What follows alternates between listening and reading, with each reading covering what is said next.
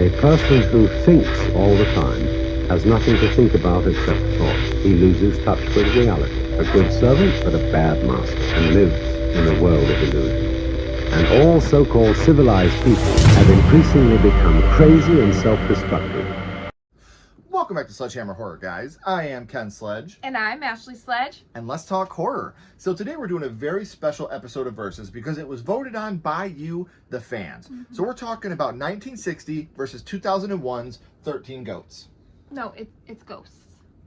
Goats. Bah. No, ghosts. Boo! Why would it be 13 ghosts? Why would it be 13 goats? All right. Dennis, can you settle this for us? What is it? Ghosts! Ghosts, goddammit! Listen to me! Told ya. Okay, Dennis, I'm sorry. We're doing our Versus on 13 Ghosts from 1960 and 2001. So this is a very special episode because I know a lot of us grew up with the 2001 13 Ghosts. Mm-hmm. It scared the crap out of me as a kid.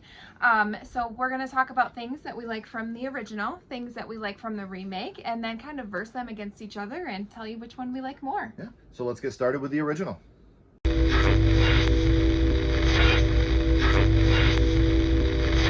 So obviously we're going to get started with 1960's 13 Ghosts. Now this movie was super innovative in 1960 for what it brought to the table. Mm-hmm.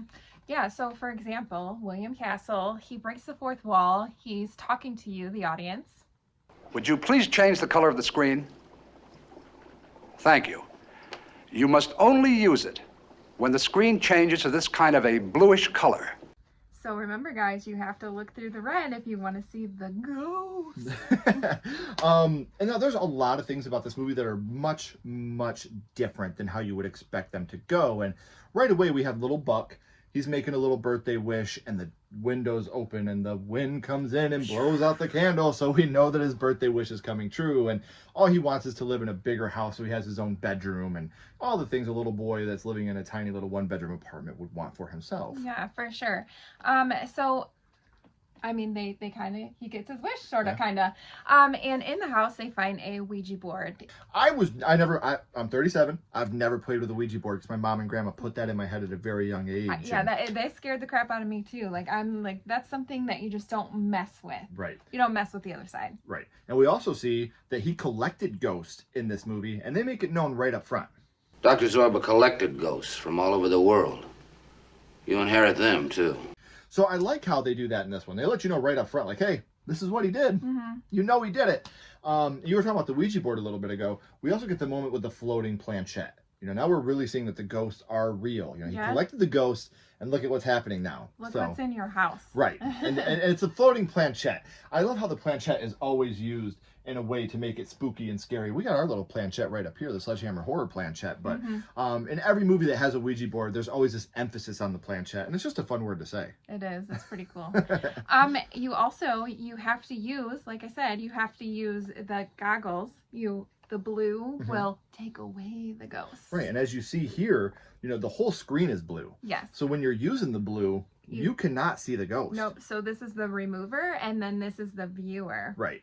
And it's crazy because, when you watch the movie with the glasses, it really does make a difference. We watched it with and without the glasses. You can watch it without the glasses and still have an idea of what's happening because of the red tint of the ghost. You can still see the ghost somewhat, but the red glasses actually do really make it enhance more. Yes. Which I think is so cool for 1960. That is so awesome. I would love to be sitting in a theater in 1960 going back and forth between the red and the blue. If you got scared, just go to the blue. You're not there. I feel like the kid from Zombies Ate My Neighbors when I'm doing that. But there's also some weird moaning sounds that we get from the ghosts.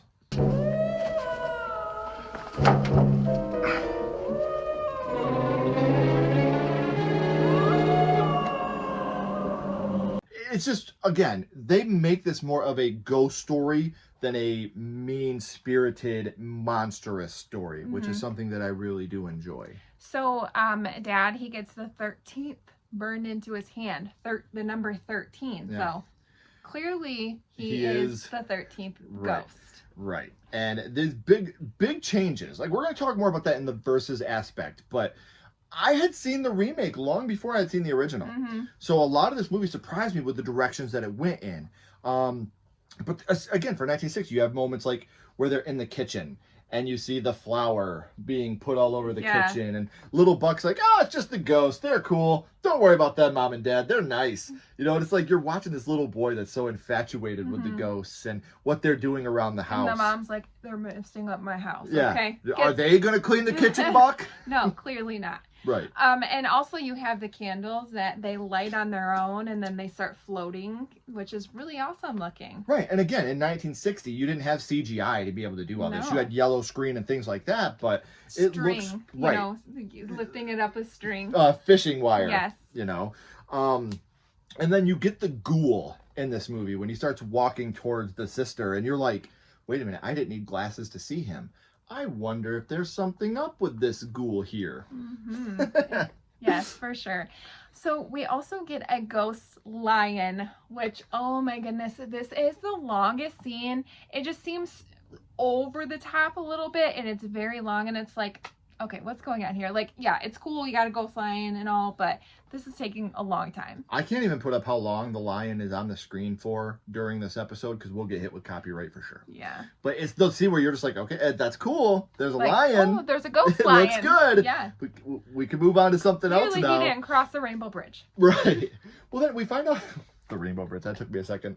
Oh, that was a good one. So you also have the moment where Buck finds $100 bill, you know, and then Ben, the lawyer's like, hey, how about this? We're not going to tell anybody about this, but you and I are going to go for a treasure hunt, and we're going to try to find Uncle Zorba's treasure. Ben. Yeah, I know, you little snaky guy, you. So in this movie, there's treasure in the house that they're trying to find, and Ben has been trying to find it for a long, long time, and it just so happens that young Buck is the one that stumbles upon a $100 bill, and Ben's like, where'd you find it? Where was it? Right. What were you doing when you found it? So yeah, there's a little bit more to be gained monetarily directly in this film. Yeah. So then you have Zorba. You have this audio with Zorba.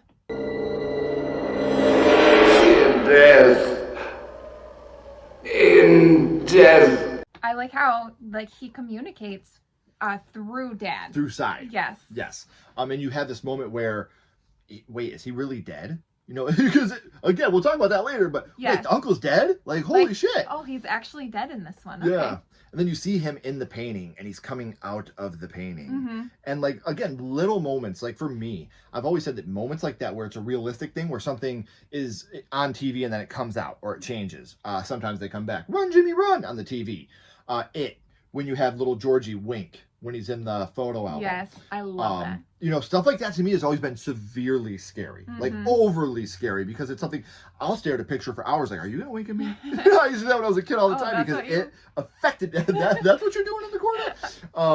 So yeah, that's another one of those moments when you see Zorba coming out of the painting, where I was just like, this is cool. Like, this looks good, and it's scary to me because he's dead. Yeah. Like, Uncle Zorba is actually dead. Right. So, like I said, when he does come out of the painting, he goes into Sai's body, and you know he says what he needs to say. And you see it through the ghost viewer. Yes. If you do this, You're not you going ain't to gonna see it. But No. if you do this, So you if will. you're scared, just look Yep, through the just blue. put the blue. We also find out at the end, which I think even we knew right off the rip, Ben is the ghoul. I mean, he wasn't very slick. Yeah, he wasn't very Ben, cunning. he ain't slick. Not for me, anyways. Right, and like I said, especially with the fact that you could see him without the ghost viewer.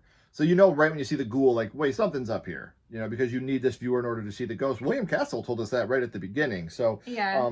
And why is he trying to make a little boy keep a secret? You Right. know, like, Ben's just a piece of shit. Clearly. We find that out as the movie goes. He's a piece of shit. For sure. And then the end. We have a happy ending. Yeah, they get, they find Uncle's money, and they're sitting there counting the money, which is freaking, pretty cool. They have a happy ending. Right, and we'll talk about it more in the verses, but there's a big difference between this movie, especially with the family dynamic. Yeah. It's nice to see this family have a happy ending. So those are a lot of the things we'd like, dislike, or are indifferent about the 1960s 13 Ghosts. Now let's talk about the remake.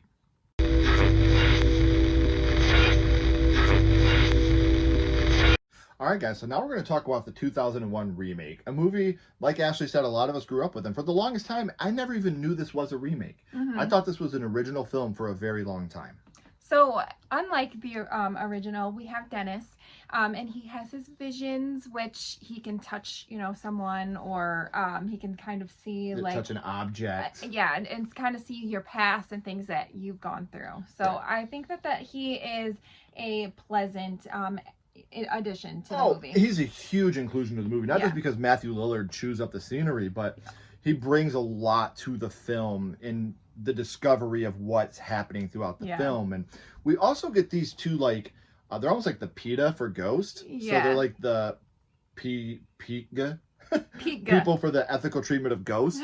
They come and they're trying to stop Cy from capturing ghosts. And I wonder if they're going to play a part later in the movie. I don't know, but they're trying to stop Cy and Dennis from capturing the ghost. They think it's a type of slavery to enslave the ghost, which none of us like slavery, living or dead. No, I mean, let them go. Let them, pass on. Like, leave them alone. So how do they catch the ghost, though? Yeah, so we get the incantation. Dei fornis inverni surge. Dei fornis inverni. Being fans of the Evil Dead, we love incantations. We do. Especially when you capture ghosts. And kind of like when you're trying to capture the fucking Juggernaut. Oh my God, this guy is terrifying. I would literally just take my goggles off and just be like, kill me. Yep. I don't want to see it. Yep. Bye. Just do it. Like, he's going to fuck you up. Yes. And just the first time you see him, you're like, wow. Yeah. This is a bad dude. Mm-hmm. So the family, like in the first one, they get Uncle's house, and they get this really cool looking key to this house. It's really awesome looking. This may seem insignificant to a lot of you. The reason we're talking about this key is I wanted a copy of this key so bad as a kid. I wanted to have a key like that so bad. Yeah, that would have been cool. Yeah, so they end up going to the house, and while they're there, they end up getting trapped in the house. Yeah. There's now no escape. Once you're in, you cannot leave. The house starts shifting. Things are happening with gears. Like, you cannot leave the house now. Which I don't think I would like to live in a house that is completely glass. Like, what if I gotta poop? Yeah, like everyone's gonna watch me. And then what? I don't think anybody wants to watch you poop. But nah, true that. So while they're trapped in the house, these ghosts, they start to get released. One by one. One by one, yeah. So they are in, each of them are in their little cell? Cell, like a ghost jail cell? Yeah, I'm trying to think. I can't remember what the glass is called that can, like, keep them it's like impenetrable glass because it's got Latin passages written on it. Yeah, so they can't pass it until it opens, and they are all getting released one by one. And these ghosts are mean. Yeah. They are not nice. Now, there is a little moment of hilarity. Yeah. You know, the lawyer in this one, who is also Ben, he gets crushed with glass. One of the coolest deaths, which we'll talk about here in a little bit. But we also get an amazing one-liner when they start looking for him. Did the lawyer split?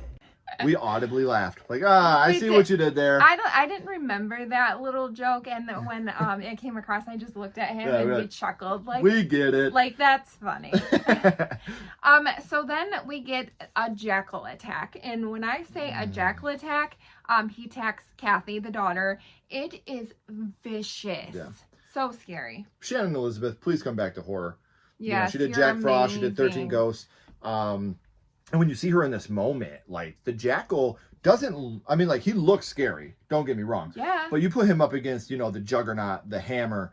The jackal doesn't look as vicious, but I would go as far as to say he might be the most dangerous in the whole group of 13 Ghosts. For sure. Maybe his look isn't, but I mean, the way he attacks is very scary. Yeah. But then she gets saved by this woman, and she looks familiar. She throws a flare. It looks like a flare, but it's like a ghost repellent, and it scares the jackal off. And it's Kalina, one of the pig from the beginning, the people for the ethical treatment of ghosts, who is also Mrs. Honey in Matilda. She is. I love Mrs. Honey from Matilda. She's such a good lady.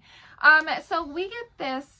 What are you doing? What did I just say? Did I just say there's a petting zoo downstairs? No. There are ghosts downstairs, Arthur. If you've ever tuned in to a Sledgehammer Horror Live episode, we overuse that because that's one of my favorite lines, not just from this movie, but from any movie ever. Did I say there's a petting zoo downstairs? No. I fucking love that shit. It's just funny. Just the way he, is over the top with his lines. It just makes it even better. Right. Well, something Ashley and I have preached about for a very long time is if you are going to remake an original movie, take the bones of that, but make it your own. They do that in this movie. In the original, you have a whole family. But in this one, we find out that the mother passed away due to a fire. And then we find out about the fourth ghost. What about the fourth ghost? St. Luke's Hospital, 6 months ago. This is genuinely a very sad moment. It's pretty messed up, honestly. You know, Arthur's coming to the terms with, you're telling me my wife's ghost is here in this house, enslaved. Why? Right. It's a very, very heartbreaking moment. Yeah, I think this is kind of where he gets the feeling like his uncle really isn't this great person. Right. He's starting to realize that Uncle Si, which is funny because in the original, Si is the dad and Zorba is the uncle. In this one, Si is the uncle and Arthur is the son. So you can even make the argument that maybe this is a sequel and maybe, you know, Si went from being that dad to being that uncle. You could make the argument, I could punch holes in it, obviously, but you could make that argument, or they change the names to make it their own. And we talk about the house. It's not even really a house. It's the Basilius machine. Yeah. What is the Basilius machine, Ashley? So, it's pretty much he's getting these ghosts because when it's activated, he can have ultimate power. So he's using these ghosts and their power per se to make this Basilius machine to they run it. It runs off of these ghosts. Right. And so he will have... He drains the power from... The ghosts are all carefully picked. Yes. All 13 ghosts are meticulously picked for who they are and what power they are going to bring to the Basilius machine. None of which was mentioned in the original. But we do find out who the 13th ghost is. The sacrifice of the broken heart. The only ghost to be created out of an act of pure love. You're the 13th ghost. Our boy Arthur is the 13th ghost. So the 13th ghost has to be created by a willing sacrifice. He has to willingly sacrifice himself to the machine. So... Yeah, which so we find out that Kalina, she's bad, and that Cyrus is actually alive, and they pretty much are tricking him to becoming this sacrificial ghost. Yeah. And obviously he would do it. He's thinking about doing it because it's his family. His family, his kids. Like, yeah, obviously. And the Kalina thing, like, it really is a shock when you see it. Yeah, because you think, like, oh, she really cares about these ghosts. She wants to set them free. But the whole time it was a setup. You know, and Cyrus, you know, when you find out he's alive, you're like, you son of a bitch. Yeah. What are you doing here? What's the end game? Like, that's your nephew. And then another moment that I didn't really appreciate when I was a kid, that I appreciate much more now, is Dennis's death. Our boy Matthew Lillard. He hides Cyrus behind the glass. Yeah. And the Hammer and the Jackal, who are the two biggest, baddest motherfuckers of the group, arguably with the Jackal, are coming right at him. And Arthur's like, what are you doing? What are you doing? And he's like, I've been looking for a reason to like myself for a long time. Which you know, it's just like, oh my gosh, I got goosebumps right now. Yeah. Because in his mind, he's a freak. Yeah. You know, I can't touch people, or I see all these fucked up things. I can't go places, or I see all these fucked up things. And I'm the reason that this is happening. You know, I'm the one that brought most of these ghosts here. Including your wife. I was helping him. So now I'm going to, you know. Sacrifice myself to save you. To save you and your family. family. Your kids. Yeah. But just the line, I've been looking for a reason to like myself for a long time. When I heard that line, I was like, damn. That's rough. We've all felt that way at one point. We've all been so low that we needed a reason to love ourselves again. Absolutely. So it just sucks that his came at the ultimate sacrifice. Yeah. You have Kalina, she dies. You know, you think that, well, I don't know if Cyrus really loves anybody but himself in this machine he's trying to make. And so you do get the feeling he does. At first, but then you realize that he's very much so, you know, all he doesn't care. He's all about himself. So she dies. She's getting crushed by that wall. He's like, I told you, dear. Sacrifices are to be made. Which it's is just like what? That's a human being, you're man. You're a horrible person, dude. Right. So, and then one of the coolest scenes is when the Basilius machine is activated. You do get the incantation again, which brings all the ghosts onto the machine, and watching them spin around on this circle in this almost like haze. You know, like they're just drawn to it because of the Latin words, you know, she's sitting there, all the ghosts, and they're just looking, and they're in like a daze. Like, I think that's a great looking scene right there where they're all on the Basilius machine spinning. Yeah, and then Dad, he sees Cyrus, and he's looking, and you know, he doesn't know that he's alive yet. He thinks starts counting. he's a ghost, yeah. And then he pulls his glasses down, and he can still see him. This is when he realizes, like, you mother. Yes. So I love that, how he looks at him, and Cyrus is just like, I'm sorry, yeah. Uncle Si is just like, yes. And Arthur goes and he's like, wait a minute, 1, 2, 3, Yeah. 13. And then he's like, who's this mother? And he just slowly pulls him down, and then he just runs at him. yeah, he's Fucking like, you fantastic. mother. Yes, fantastic. Well, then they break the machine. Not the Basilius machine, but the incantation machine. So the ghosts are freed. The ghosts see Cyrus, and they're like, oh! Come here, little boy. So they take him and they throw him into the machine, which, you know, tears him to pieces. And Yes. what we didn't say is his kids are in the middle of the machine. So in order to get, you know, Arthur to sacrifice himself, they put his kids in danger so he would kill himself to save his kids and ultimately activate the Basilius machine. Right. That was Kalina's job, to make Arthur understand that he had to give the ultimate sacrifice to save his kids, and that would stop everything. Yeah. Not give Sai ultimate unmitigated power. Right. So he does ultimately save his kids, but luckily he jumps just in time when the Lands. gears are, you know, going. He gets, you know, through them and he saves his kids. Right.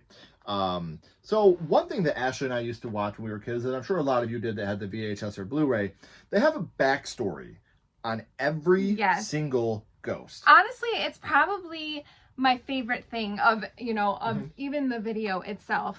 It's down in the description if you guys want to watch it. We have the link to the YouTube. If you've never seen it, there's a YouTube video that's the backstory On all the ghosts. on every single ghost. And it's so awesome. Incredible. Yeah, it's very intriguing, and I used to watch it all the time when I was a kid. We're still fighting for when the strike is hopefully over.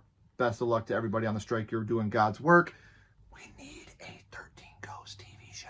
That would be awesome. And just a 13 episode. Give me one, each one have a long 1 hour backstory on each of ghost. them, that would be so cool. Yeah. I think you would get a lot of people tuning into that. Oh, absolutely. So, like we said, there's a lot that we like about the original. There's a lot we like about the remake. Now let's verse them off against each other and see who comes out on top.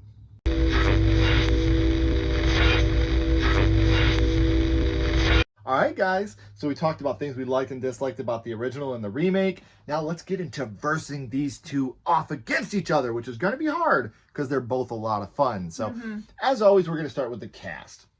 Neither one of these has a weak cast. I don't even think either one of these has a weak link in any of the cast members. They're all fucking phenomenal. But would you go with the original or the remake when it comes to the cast? I have to go with the remake on this one, just because we have Matthew Lillard. He does a fantastic job. And the babysitter, I can't remember her name, but she cracks me up. She's amazing. I love her. So yeah, I will have to go with the remake on that one.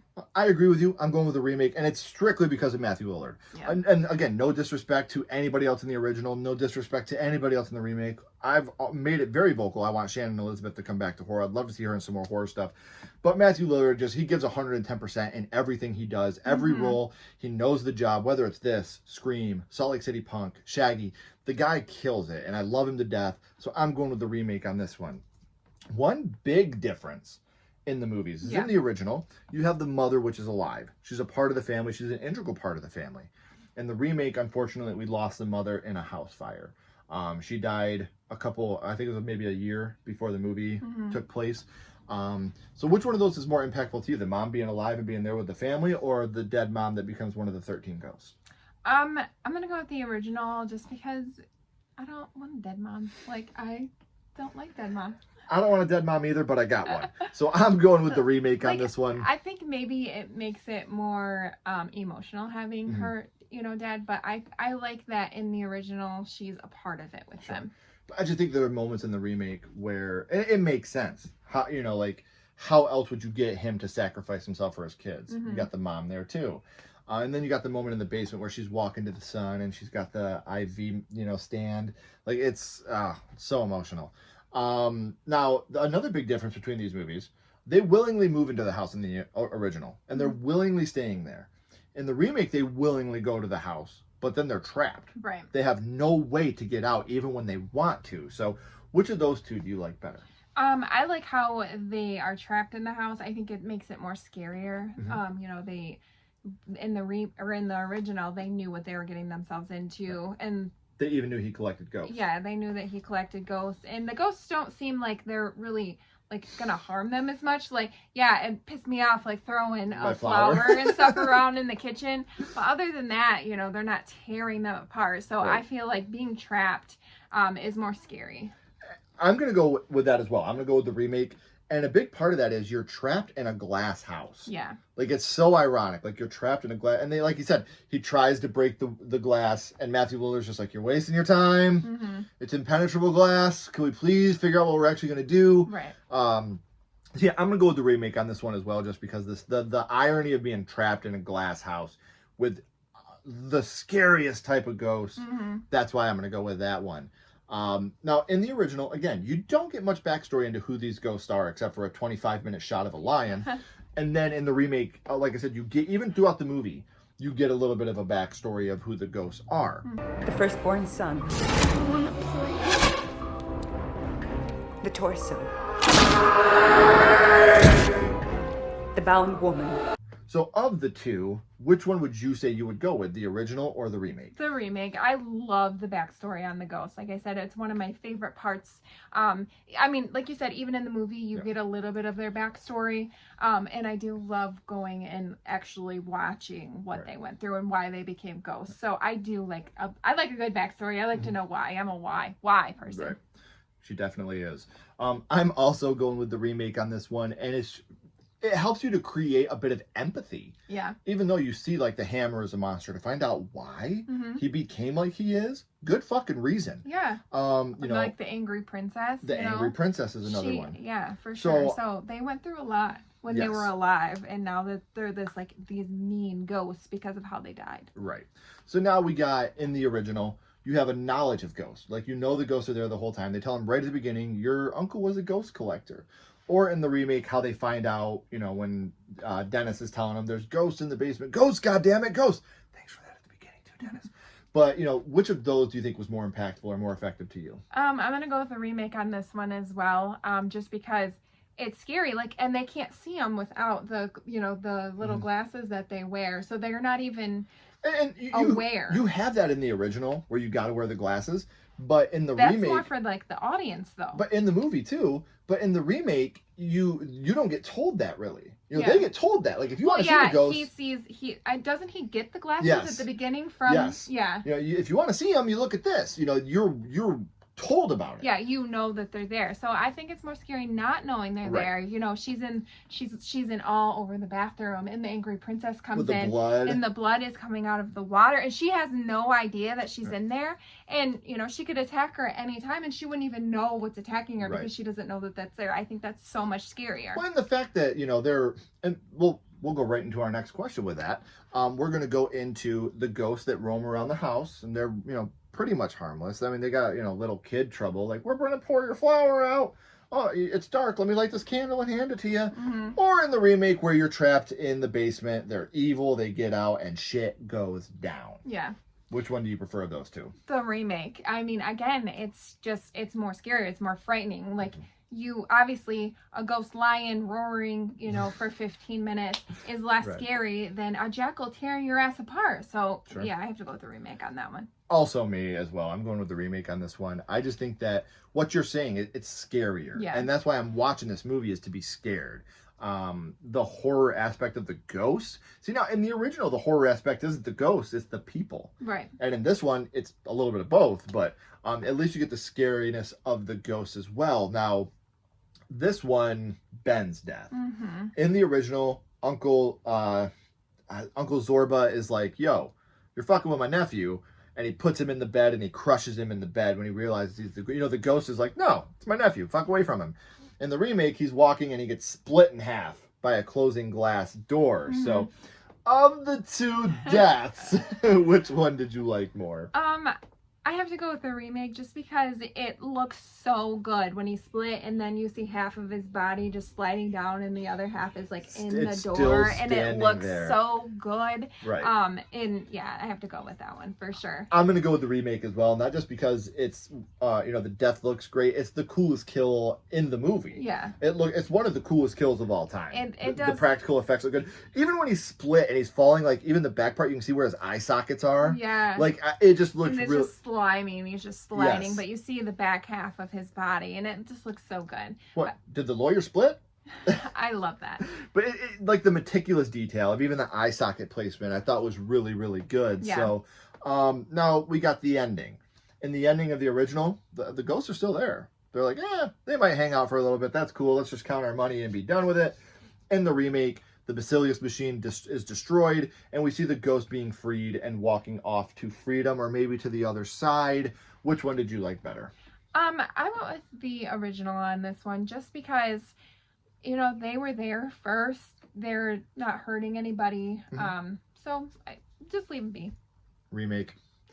You know, I want to see a happy ending for the ghost too. And now they can go and they can wreak their havoc, or they can be going to hell, they can be going to heaven, they can be going to whatever other plane of existence there is, but it's their choice. Yeah. They're not trapped somewhere. So I do like that. So one last question.